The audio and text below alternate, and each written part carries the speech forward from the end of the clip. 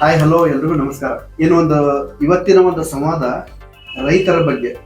ತೊಗರಿ ಬೆಳೆದು ಒಂದು ಬೆಂಬಲ ಬೆಲೆ ಘೋಷಿತ ಅಘೋಷಿತ ಅನ್ನೋ ವಿಚಾರ ಬರ್ತೈತಲ್ಲ, ಆ ಒಂದು ವಿಚಾರವಾಗಿ ಸರ್ಕಾರದ ಧೋರಣೆ ಏನು ಮತ್ತು ರೈತರಿಗೆ ಎಷ್ಟು ಬೆಂಬಲ ಬೆಲೆ ಘೋಷಣೆ ಆಗೈತಿ ಕೇಂದ್ರ ಸರ್ಕಾರದಿಂದ ಅನ್ನೋ ಒಂದು ವಿಚಾರವಾಗಿ, ಮತ್ತು ಖರೀದಿ ಕೇಂದ್ರಗಳು ತೆರೆದಿದ್ದಾವೋ ಇಲ್ಲೋ ರಾಜ್ಯಾದ್ಯಂತ ಅನ್ನೋದನ್ನ ಎಲ್ಲ ಸ್ಪಷ್ಟವಾಗಿ ಮಾತಾಡೋ ಸಲುವಾಗಿ ಇವತ್ತು ನಾವು ರೈತ ಸಂಘ ಮತ್ತು ಹಸಿರು ಸೇನೆಯ ರಾಜ್ಯ ಪ್ರಧಾನ ಕಾರ್ಯದರ್ಶಿಗಳಾದಂಥ ನಜೀರ್ ಸಾಬ್ ಮೂಲಿಮನಿ ಅವರನ್ನ ಸಂವಾದ ಕಾರ್ಯಕ್ರಮಕ್ಕೆ ಕರೆದಿವಿ. ಬರ್ರಿ ಅವ್ರಿಗೆ ಏನ್ ಹೇಳ್ತಾರ ತಿಳ್ಕೊಳ್ಳೋಣ. ಬರ್ರಿ ಸರ್, ನಮಸ್ಕಾರ. ನೀವು ಕಳೆದ ಒಂದು ತಿಂಗಳ ಹಿಂದ ರಾಜ್ಯ ಸರ್ಕಾರಕ್ಕೆ ಒಂದು ಪತ್ರ ಬರೆದಿರಿ ಅಂತ ಅಂದ್ರು. ಯಾವ ರೀತಿ ಪತ್ರ ಸರ್? ಮುಖ್ಯವಾಗಿ ಈಗ ಕೇಂದ್ರ ಸರ್ಕಾರ ರೈತರ ಬೆಳೆದಿರ್ತಕ್ಕಂಥ ಬೆಳೆಗಳ ದರ ಏಕಾಏಕಿ ಕುಂಠಿತ ಆಗಿರ್ತಕ್ಕಂಥ ಸಂದರ್ಭದಲ್ಲಿ ರೈತರಿಗೆ ಸಹಾಯಕ್ಕೆ ನಿಲ್ಲುವ ಕಾರಣಕ್ಕಾಗಿ ಕೇಂದ್ರ ಸರ್ಕಾರ ಕನಿಷ್ಠ ಬೆಂಬಲ ಬೆಲೆ ಯೋಜನೆ ಅಡಿಯಲ್ಲಿ ನಾವು ಬೆಳೆದಿರ್ತಕ್ಕಂಥ ಬೆಳೆಗಳನ್ನು ಒಂದಿಷ್ಟು ಬೆಳೆಗಳನ್ನು ಮಾತ್ರ ಖರೀದಿ ಮಾಡಲಿಕ್ಕೆ ಕೇಂದ್ರ ಸರ್ಕಾರ ಆದೇಶ ಮಾಡಿದೆ. ಯಾವಾಗ ದರ ಬೀಳುತ್ತೆ ಅವಾಗ ಕೇಂದ್ರ ಸರ್ಕಾರ ರಾಜ್ಯ ಸರ್ಕಾರಗಳಿಗೆ ಹೇಳುತ್ತೆ ಬೆಂಬಲ ಬೆಲೆ ಯೋಜನೆ ಅಡಿಯಲ್ಲಿ ಕೇಂದ್ರ ಖರೀದಿ ಕೇಂದ್ರಗಳನ್ನು ಪ್ರಾರಂಭಿಸಬೇಕು ಅಂತೇಳಿ. ಆದರೆ ಇತ್ತೀಚೆಗೆ ನಾವು ನೋಡ್ತಿದ್ವಿ, ಯಾವುದೇ ಬೆಳೆ, ಕಡಲೆ ಆಗಿರ್ಬೋದು, ಹೆಸರು ಆಗಿರ್ಬೋದು, ತೊಗರಿ ಆಗಿರ್ಬೋದು, ರಾಗಿ ಆಗಿರ್ಬೋದು, ಭತ್ತ ಆಗಿರ್ಬೋದು, ನಮ್ಮ ವಾದ ಮತ್ತು ನಮ್ಮ ಸರ್ಕಾರಕ್ಕೆ ಹಕ್ಕೊತ್ತಾಯ ಏನಂತಂದ್ರೆ, ರೈತರು ಬೆಳೆದಿರ್ತಕ್ಕಂಥ ಬೆಳೆಗಳು ಕಟಾವಿನ ಪೂರ್ವ ಗೊತ್ತಾಗುತ್ತೆ. ಈಗ ಇನ್ನೊಂದು ವಾರದಲ್ಲಿ ಕಟಾವು ಪ್ರಾರಂಭ ಆಗುತ್ತೆ ಈ ಬೆಳೆ ಅಂತೇಳಿ. ಭೂಮಿಯಾಗ ಬೆಳೆ ಇದ್ದಾಗ ಮಾರ್ಕೆಟ್ನಾಗ ಬೆಲೆ ಇರ್ತೈತಿ. ಯಾವಾಗ ನಮ್ದು ಕಟಾವು ಪ್ರಾರಂಭ ಆಗಿ ಬೆಳೆಯನ್ನ ನಾವು ಮಾರ್ಕೆಟಿಗೆ ತರ್ತೀವಿ, ಅವಾಗ ಆಟೋಮೆಟಿಕಲಿ ತಳಪಾತಕ್ಕೆ ಬಂದ್ಬಿಡುತ್ತೆ. ಕಟಾವ್ ಆಗಕ್ಕಿಂತ ಬಿಫೋರ್ ಜಾಸ್ತಿ ಬೆಲೆ ಇರ್ತೈತಿ ಮಾರ್ಕೆಟ್ ಒಳಗ, ಆಮೇಲೆ ಬೆಲೆ ಬೀಳುತ್ತಂತಿರಲ್ಲ, ಇದು ಹೆಂಗ ಸ್ವಿಚ್ ಆಗ್ತೈತ್ರಿ? ಅಂದ್ರ ಅವ್ರು ಯಾರು ನಿರ್ಧಾರ ಮಾಡ್ತಾರೆ? ಎಸ್, ಇದು ಬಹಳ ಮುಖ್ಯವಾಗಿರ್ತಕ್ಕಂಥ ತಮ್ಮ ಪ್ರಶ್ನೆ. ಅಲ್ಲಿ ನಾವು ತಿಂತಕ್ಕಂಥ ಆಹಾರ ಪ್ರಮುಖವಾಗಿರ್ತಕ್ಕಂಥ ಆಹಾರ ಇದು. ಭತ್ತ, ರಾಗಿ, ಹೆಸರು, ಕಡಲೆ, ತೊಗರಿ, ಯಾವಾಗ್ಲೂ ಕೂಡ ಅದು ಮಾರ್ಕೆಟಲ್ಲಿ ಅದಕ್ಕೆ ಬೇಡಿಕೆ ಇರ್ತೈತಿ. ಮಾರ್ಕೆಟಲ್ಲಿ ತಿನ್ನುವ ಗ್ರಾಹಕರೆಲ್ಲ ಬೇಡಿಕೆ ಇದ್ದೇ ಇರ್ತದೆ ಅದಕ್ಕೆ. ಎಲ್ಲಾ ನಾವು ರೈತರು ಬೆಳೀತಕ್ಕಂಥ ಎಲ್ಲಾ ಬೆಳೆಗಳಿಗಿಲ್ಲ, ಯಾವುದು ಆಹಾರಕ್ಕೆ ಯೋಗ್ಯ ಇದೆ ಅದಕ್ಕೆ ಬೆಲೆ ನಿಗದಿ ಮಾಡಿ. ಸುಮಾರು ಅದೊಂದು 24 ಬೆಳೆಗಳು ಪಟ್ಟಿ ಇದೆ. ಇದು ಕೇಂದ್ರದ್ದು ಸ್ಕೀಮ್ ಇದು.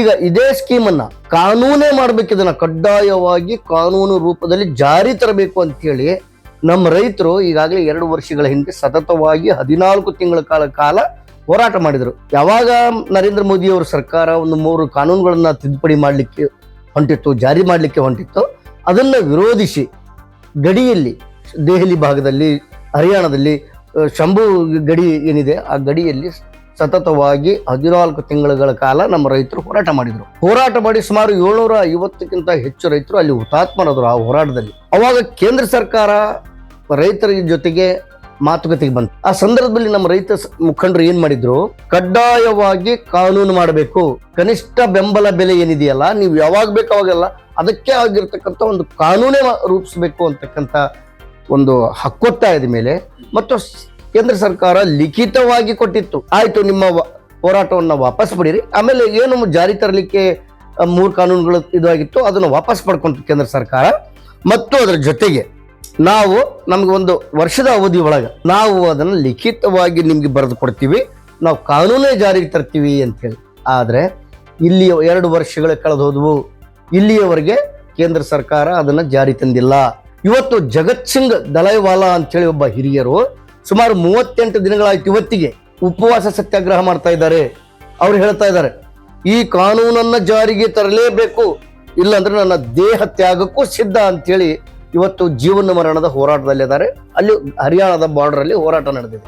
ಇದು ನಿಮ್ದ ರೈತರ ಹೋರಾಟನ ಇಲ್ಲೇ ತೊಗರಿ ಬೆಂಬಲ ಬೆಲೆಕ ಹೆಂಗ ಹೋಲಿಸ್ತೀರಿ ನೀವು? ಅಂದ್ರ DC ಅವರಿಗೆ ಏನೋ ನೀವು ಮನವಿ ಸಲ್ಲಿಸೀನಿ ಅಂತ ಹೇಳಿದ್ರಿ, ಅಂದ್ರ ಎಲ್ಲಾ ರೈತರು ಸೇರಿ ನಾವು DC ಅವರಿಗೆ ಮನವಿ ಕೊಟ್ಟಿವಿ ಅಂತ ಹೇಳಿದ್ರಿ.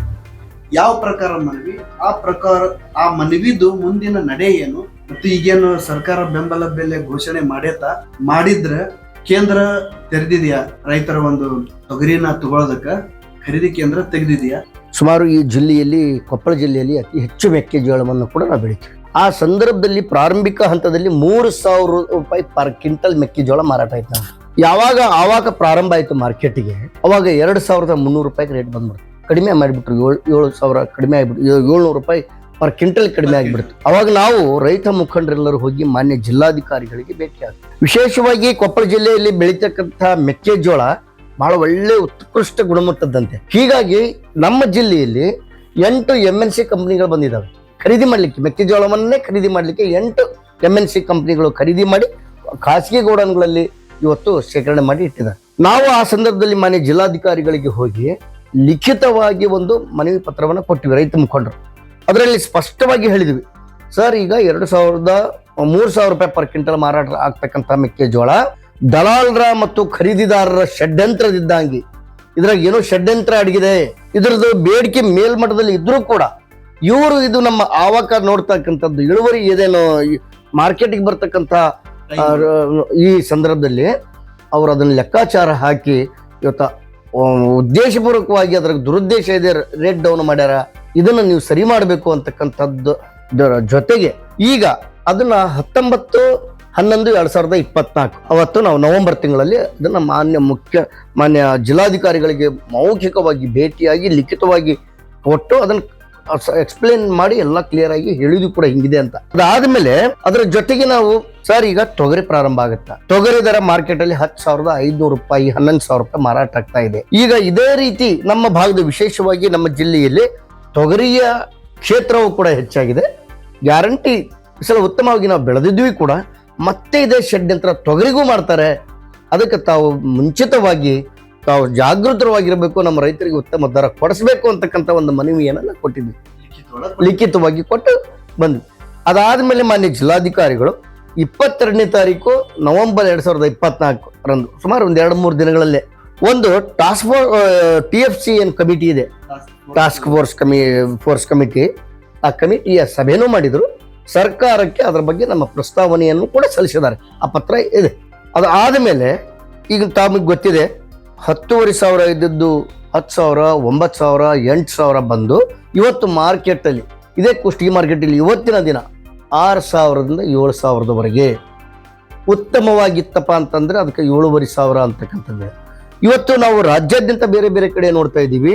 ಗುಲ್ಬರ್ಗ ಆಗಿರ್ಬೋದು, ಲಿಂಗಸೂರು, ಇಲ್ಕಲ್ಲು ಬಹಳ ಉತ್ತಮವಾಗಿರ್ತಕ್ಕಂಥ ದರ ಇದೆ. 7,800 8,000 ರೂಪಾಯಿವರೆಗೆ ಇವತ್ತೇ ನಡೀತದೆ. ಈ ದಿನಾಂಕದಿಂದ ಒಣಗಿದ್ದು ಇವತ್ತಿನ ದರ ಅದ 3/1/2025 ಇವತ್ತು ಆ ದರ ಇದೆ. ನಾನು ಈಗಾಗಲೇ ಎಲ್ಲರ ಜೊತೆ ಕೂಡ ಮಾತಾಡಿ ವರದಿ ತಗೊಂಡಿದ್ದೀನಿ. ಈಗ ಬೇರೆ ಬೇರೆ ಗುಲ್ಬರ್ಗಕ್ಕೆ ಮಾತಾಡಿದ್ದೀನಿ, ಲಿಂಗಸೂರು ಮಾತಾಡಿದೆ, ಬಿಜಾಪುರ ಮಾತಾಡಿದ್ದೀನಿ.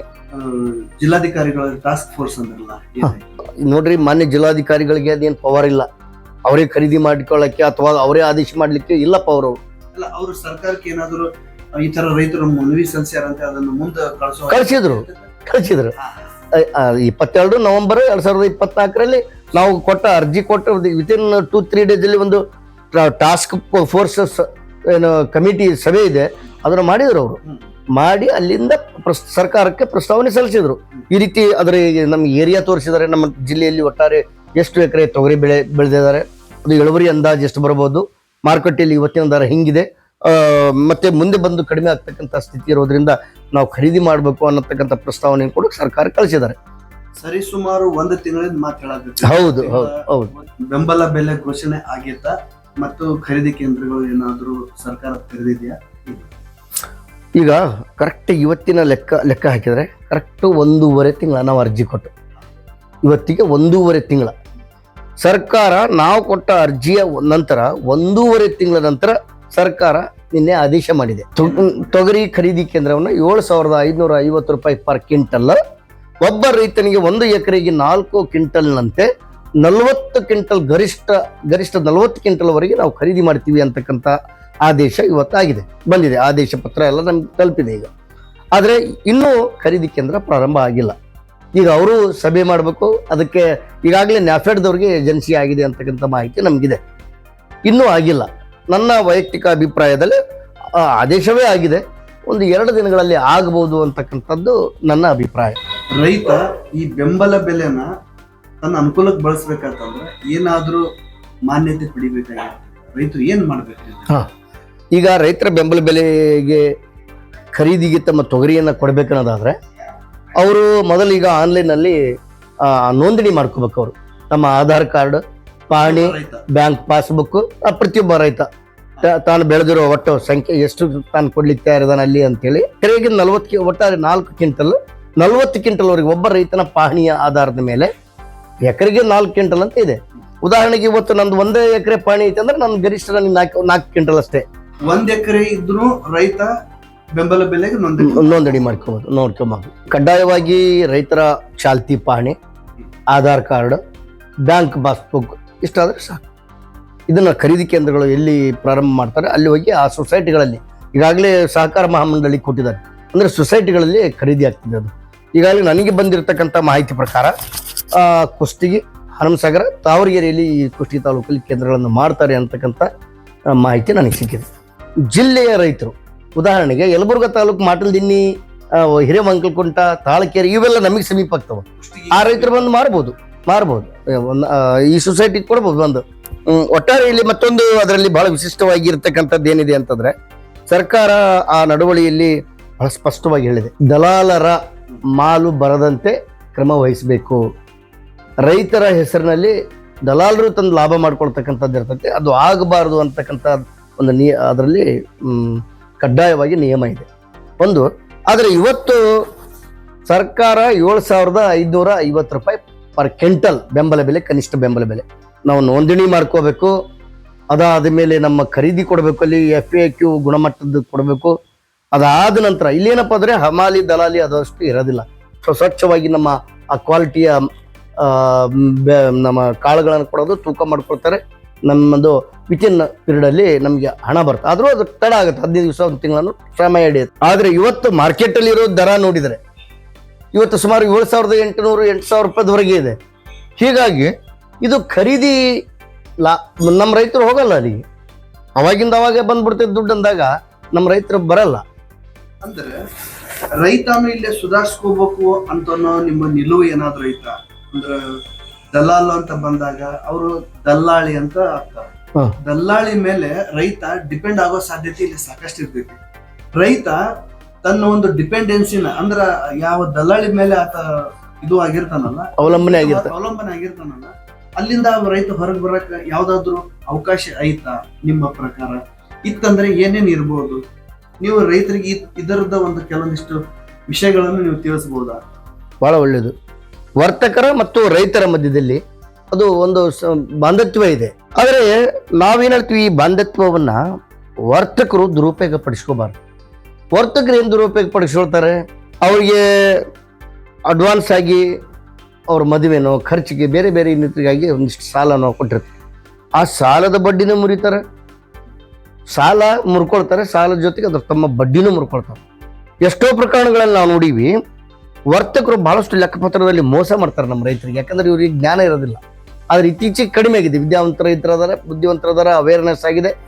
ಆದರೆ ಇವತ್ತಿಗೂ ಕೂಡ ದಲಾಲಿ ತಗೊಳ್ಬಾರ್ದು ಅಂತ ಕಾನೂನೇ ಇದೆ. ಆದ್ರೆ ದಲಾಲಿ ಎಲ್ಲಿಯೂ ತಪ್ಪಿಲ್ಲ. ಕಡ್ಡಾಯವಾಗಿ 3% ದಲಾಲಿ ಕಡ್ಡಾಯವಾಗಿ ತಗೊಳ್ತಾರೆ.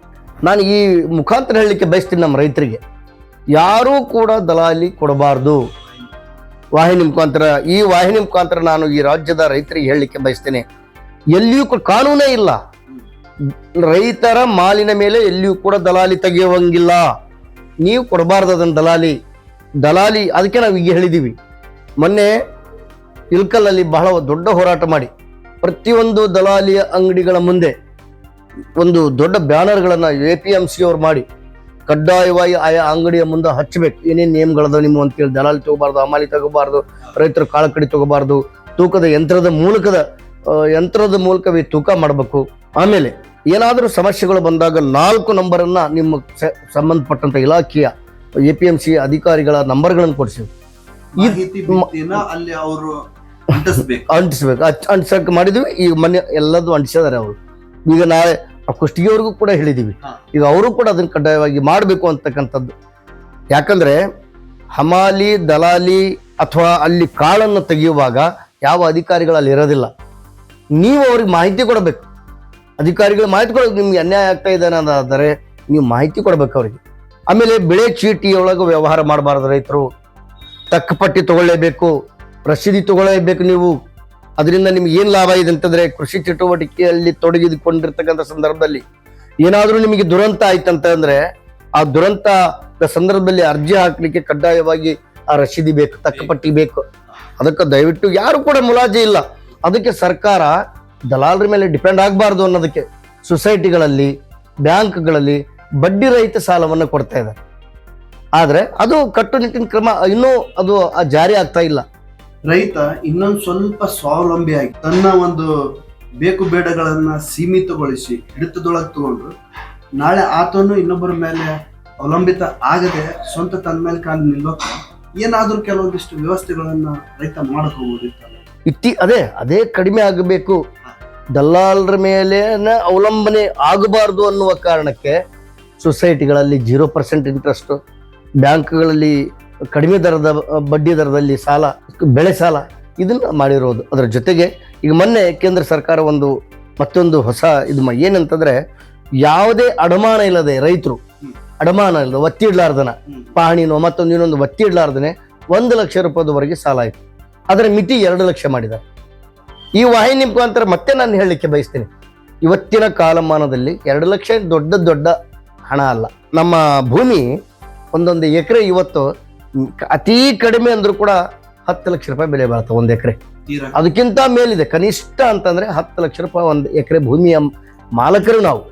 ಆದ್ರೆ ನಮಗೆ ನೀವು 1 ಲಕ್ಷ 2 ಲಕ್ಷ ಕೊಡ್ರಿ, ನಮಗೆ 10 ಲಕ್ಷ ಕೊಡ್ರಿ, 0% 10 ಲಕ್ಷ ಕೊಡ್ರಿ, ಯಾವುದೇ ಅಡಮಾನ ಇರಲಾರ್ದನೆ 10 ಲಕ್ಷ ಕೊಡ್ರಿ. ಅಭಿವೃದ್ಧಿ ಆಗ್ಬೇಕು ನಮ್ಮ ಜನರದು, ನಮ್ಮ ರೈತರದು ಅನ್ನೋದಾದ್ರೆ ಸರ್ಕಾರ 1-2 ಲಕ್ಷ ರೂಪಾಯಿಗಳಲ್ಲಿ ಯಾರು ಕೂಡ ನಾವು ಅಭಿವೃದ್ಧಿ ಆಗ್ಲಿಕ್ಕೆ ಸಾಧ್ಯ ಇಲ್ಲ. ಬೆಳೆ ಸಾಲ ಕೊಡುವಾಗ ಕಡ್ಡಾಯವಾಗಿ ಯಾವುದೇ ಮೀನಾಮೇಷ ಮಾಡದೇನೆ, ಅಡ್ಡಾಡಿಸ್ದೇನೆ ಬ್ಯಾಂಕ್ಗಳಿಗೂ ಕೂಡ ಒಂದು ತಾಕೀತ್ ಮಾಡಬೇಕಾಗಿತ್ತು. ಆದ್ರ ಈ ವಿಚಾರದೊಳಗ ಬ್ಯಾಂಕ್ ಅನ್ನೋರು ಮರುಪಾವತಿ ಬಗ್ಗೆ ಯೋಚನೆ ಮಾಡ್ತಾರ, ರೈತರು ಮರುಪಾವತಿ ಮಾಡಲ್ಲ ಅನ್ನೋ ಒಂಥರ ಅಪವಾದ ಇದೆ, ಸುಳ್ಳು. ನೋಡ್ರಿ, ಚಿದಂಬರ ಅವರು ಒಂದು ವರದಿ ಮಾಡಿದ್ರು ಹಣಕಾಸಿನ ಮಂತ್ರಿ ಇದ್ದಂಥ ಸಂದರ್ಭದಲ್ಲಿ 2013ರಲ್ಲಿ. ಈ ದೇಶದಲ್ಲಿ ಸಾಲ ಏನು ತಗೊಳ್ತಾರೆ ವ್ಯಾಪಾರಸ್ಥರು, ಬೇರೆಯವರು ವ್ಯಾಪಾರಸ್ಥರು, ರೈತರು ಮತ್ತೊಬ್ರು ಇನ್ನೊಬ್ರು, ಅದರಲ್ಲಿ ಅತಿ ಹೆಚ್ಚು ಮರುಪಾವತಿ ಮಾಡ್ತಕ್ಕಂಥವ್ರು ಮತ್ತು ನಂಬರ್ 1 ಮರುಪಾವತಿ ಮಾಡುವ ಸ್ಥಾನದಲ್ಲಿರುವವರು ರೈತರು ಅಂತಕ್ಕಂಥ ಅಂಕಿಅಂಶದ ಮುಖಾಂತರ ಅವ್ರು ಹೇಳಿದ್ರು. ಇಲ್ಲಿ ರೈತರಿಗೆ ಸುಳ್ಳದು ಅಪವಾದನೆ. ನಮಗೆ ರೈತರು ವಾಪಸ್ ಮಾಡಲ್ಲ ಸುಳ್ಳು. ರೈತರು ಈ ಕಾನೂನಿಗೆ ಅತಿ ಹೆಚ್ಚು ಗೌರವ ಕೊಡೋರು, ರೈತರು ಸ್ವಾಭಿಮಾನಿಗಳು. ರೈತರು ಯಾವತ್ತೂ ಕೂಡ ತಗೊಂಡಿರ್ತಕ್ಕಂಥ ದುಡ್ಡನ್ನ ಮುಳುಗಿಸ್ಬೇಕು ಅಂತಕ್ಕಂಥ ವಿಚಾರವಂತರು ಯಾವತ್ತೂ ಅಲ್ಲ. ಈ ದೇಶದ ಬೆನ್ನೆಲುಬು ಮತ್ತು ಈ ದೇಶದ ಅನ್ನದಾತ ರೈತ. ಆದ್ರೆ ಇತ್ತೀಚೆಗೆ ಏನಾಗಿದೆ ಅಂದ್ರೆ, ಸಾಲ ಮನ್ನಾ ಆಗುತ್ತೆ ಅಂತ ಹೇಳಿ ಯಾರೋ ಒಂದಿಷ್ಟು ಅವ್ರಿಗೆ ಸಪೋರ್ಟ್ ಮಾಡೋರು ಹಿಂಗೇನೋ ಆಗುತ್ತೇನಪ್ಪ ಅನ್ನೋ ಒಂದು ಕಾರಣಕ್ಕೆ ಅವರು ಬಾಕಿದಾರರಾಗಿರಬಹುದೇ ಹೊರತು ಅದನ್ನು ಹೊರತುಪಡಿಸಿದರೆ ಯಾವ ರೈತನು ಕೂಡ ಸಾಲ ಮರುಪಾವತಿ ಮಾಡಬಾರ್ದು ಅಂತಕ್ಕಂಥ ದುರುದ್ದೇಶ ಇಟ್ಕೊಂಡಿರ್ತಕ್ಕಂಥವನು ಅಲ್ಲ. ಇದು ಈ ಜನರಿಗೆ ಅರ್ಥ ಆಗ್ಬೇಕು ಎಲ್ಲರಿಗೂ. ನೋಡ್ರಿ, ಈ ದೇಶಕ್ಕೆ ಅನ್ನ ಕೊಡ್ತಕ್ಕಂಥವನು ರೈತ, ಅವನ ಮೇಲೆ ಈ ದೇಶ ಅವಲಂಬನೆ ಆಗಿದೆ. ಕರೋನಾ ಬಂದಿರತಕ್ಕಂತಹ ಸಂದರ್ಭಗಳಲ್ಲಿ ಎಲ್ಲರೂ ತನ್ನ ಮನೆಯಾಗಿದ್ರು ಕೂಡ ರೈತ ಹೊಲದಾಗ ಕೆಲಸ ಮಾಡಿದ. ಅದಾದ ಮೇಲೆ ಆ ಸಂದರ್ಭದಲ್ಲಿ ಎಷ್ಟೋ ITBTಯಲ್ಲಿ ಕೆಲಸ ಮಾಡೋರು, ಸಿಟಿಯಲ್ಲಿ ಕೆಲಸ ಮಾಡ್ತಕ್ಕಂಥವ್ರು ಎಲ್ಲರೂ ಗ್ರಾಮೀಣ ಹಳ್ಳಿಗಳನ್ನ ಸೇರ್ಕೊಂಡು ಇವತ್ತು ಹಳ್ಳಿಯೊಳಗೆ ಕೃಷಿ ಮಾಡ್ತಾ ಇದ್ದಾರೆ. ವಾಣಿಜ್ಯಕ್ಕಾಗಿ ಈ ಜಮೀನನ್ನು ಬಹಳ ಬಳಸ್ತಾ ಇದ್ದೀವಿ. ಈಗ ಫ್ಯಾನ್ ಅಂತ ಬಳಸ್ತಾ ಇದ್ದೀವಿ, ಕಾರ್ಖಾನೆಗಳಂತ ಬಳಸ್ತೀವಿ, ಸೋಲಾರ್ ಅಂತ ಮಾಡ್ತಾ ಇದ್ದೀವಿ, ನೀರಾವರಿ ಯೋಜನೆಗಳಂತೇಳಿ ಎಷ್ಟು ಜಮೀನು ಕಡಿಮೆ ಆಗ್ತಾ ಇದೆ. ಮುಂದಿನ ದಿನಗಳಲ್ಲಿ ಆಹಾರ ಉತ್ಪಾದನೆಯೂ ಕೂಡ ಅಷ್ಟೇ ಕಡಿಮೆ ಆಗುತ್ತೆ. ಅದಕ್ಕೆ ರೈತರನ್ನ ಕಡೆಗಣಿಸಬಾರ್ದು. ರೈತರಿಗೆ ಎಷ್ಟು ಸವಲತ್ತು ಕೊಡ್ತೀವಿ, ಎಷ್ಟು ಸಹಕಾರ ಕೊಡ್ತೀವಿ, ಅವನ ಬದುಕನ್ನ ಒಂದು ವರ್ಣರಂಜಿತ ಮಾಡಬೇಕು ಅನ್ನೋದಾದ್ರೆ, ಅವನಿಗೆ ಹಸನು ಮಾಡ್ಬೇಕು ಅನ್ನೋದಾದ್ರೆ ಸರ್ಕಾರಗಳು ರೈತನ ಪರ ನಿಲ್ಲಬೇಕು, ರೈತರಿಗೆ ಯೋಜನೆಗಳನ್ನ ಜಾರಿ ತರಬೇಕು. ಮುಖ್ಯವಾಗಿ ರೈತರು ಬೆಳೆದಿರ್ತಕ್ಕಂಥ ಬೆಳೆಗಳಿಗೆ ಬೆಲೆ ಸಿಗಬೇಕು. 7,550 ರೂಪಾಯಿ ಏನು ಕೇಂದ್ರ ಸರ್ಕಾರದ ಕನಿಷ್ಠ ಬೆಂಬಲ ಬೆಲೆ ತೊಗರಿಗಿದೆ. ಇದರ ಜೊತೆಗೆ ಮಾನ್ಯ ಸಿದ್ದರಾಮಯ್ಯನವರೇ ತಾವು ಕೂಡ ರಾಜ್ಯ ಸರ್ಕಾರದವರು ಯಾರ್ಯಾರು ತೊಗರಿ ಬೆಳೆದಿದ್ದಾರೆ ಅಂತ ರೈತನಿಗೆ ಕನಿಷ್ಠ 4 ಕ್ವಿಂಟಲ್ಗೆ ಲೆಕ್ಕ ಹಾಕಿ ಪ್ರತಿ ಕ್ವಿಂಟಲ್ಗೆ 2,000ದಂತೆ ಅವನಿಗೆ ಸಹಾಯಧನವನ್ನು ಕೂಡ ರಾಜ್ಯ ಸರ್ಕಾರ ಕೊಡಬೇಕು ಅಂತ ಹೇಳಿ ನಾನು ಈ ಮೂಲಕ ಈ ನಿಮ್ಮ ವಾಹಿನಿ ಮುಖಾಂತರ ನಾನು ಆಗ್ರಹ ಮಾಡ್ತೇನೆ. ಪ್ರಿಯ ವೀಕ್ಷಕರೇ, ಇವತ್ತಿನ ಈ ಒಂದು ಸಂವಾದ ಬಗ್ಗೆ ನಿಮ್ಮ ಅನಿಸಿಕೆ ಅಭಿಪ್ರಾಯ ಏನಾದರೂ ಇತ್ತಂದ್ರೆ ಮುಕ್ತವಾಗಿ ನೀವು ಹಂಚ್ಕೋಬಹುದು ಅಂತ ಹೇಳ್ತಾ ಈ ಒಂದು ಸಂವಾದನ ನಾನು ಇಲ್ಲಿಗೆ ಮುಕ್ತಾಯಗೊಳಿಸ್ತೀನಿ. ಸರ್ ನಮಸ್ಕಾರ. ರಾಜ್ಯದ ನಾಡಿನ ರೈತರಿಗೂ ಕೂಡ ನಮಸ್ಕಾರ.